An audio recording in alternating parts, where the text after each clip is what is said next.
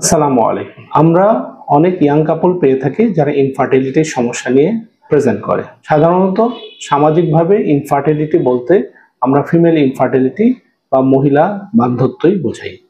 কিন্তু মনে রাখতে হবে 50% ক্ষেত্রে মেল ইনফার্টিলিটি দায়ী।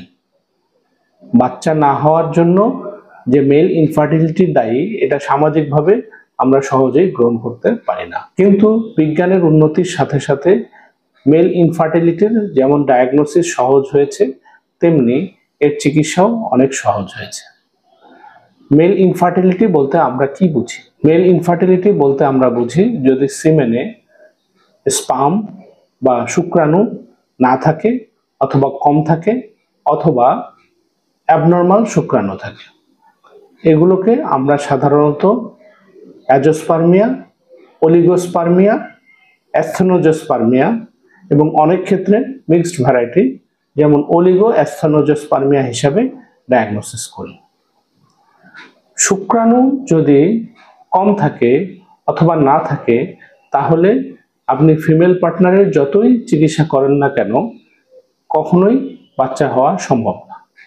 তাই মেল ইনফার্টিলিটির ক্ষেত্রে ফিমেলের চিকিৎসা না করে মেল পার্টনারের চিকিৎসা করা প্রয়োজন এবং সামাজিকভাবে এটাকে অ্যাকসেপ্ট করতে হবে যে বার্ধক্য বা ইনফার্টিলিটির 50% ক্ষেত্রে পুরুষরাও দায়ী এবং পুরুষদেরও সামনে এগিয়ে আসতে হবে এই বার্ধক্য দূর করার জন্য। যদি কোনো রোগীর এরকম সমস্যা হয় অর্থাৎ মেল পার্টনারের সমস্যা হয় তাহলে আপনি ইউরোলজি বিশেষজ্ঞের পরামর্শ নিন। ইউরোলজি বিশেষজ্ঞ আপনাকে কয়েকটি পরীক্ষা করবে, তার মধ্যে ফিজিক্যাল এক্সামিনেশন এবং ইনভেস্টিগেশনের মধ্যে কিছু হরমোন টেস্ট আছে এবং সিমেন অ্যানালাইসিস করতে হয়।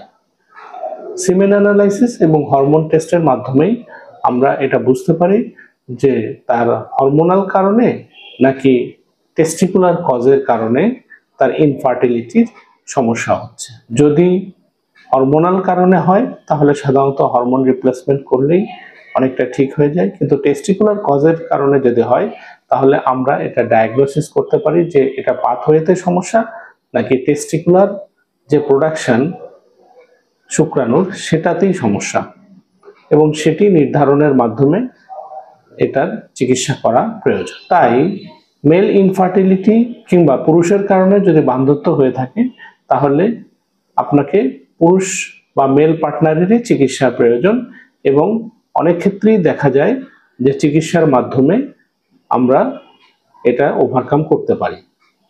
কিন্তু অনেক ক্ষেত্রে আমাদের যদি সাধারণ ওষুধের মাধ্যমে চিকিৎসা না হয় তাহলে টেস্টিকুলার বায়োপসি কিংবা ওখান থেকে শুক্রাণু কালেক্ট করে তারপর এটা আর্টিফিশিয়ালি ফিমেল পার্টনারের মধ্যে প্রবেশ করাতে হয় এবং এই জন্য ইনফার্টিলিটি সেন্টারের প্রয়োজন আছে। তাই যদি পুরুষের বার্ধক্য বা ইনফার্টিলিটি হয় কিংবা এরকম সাসপেক্ট হয় তাহলে আপনি ইউরোলজি বিশেষজ্ঞের পরামর্শ নিন, উনি আপনাকে সঠিক পরামর্শ দেবেন।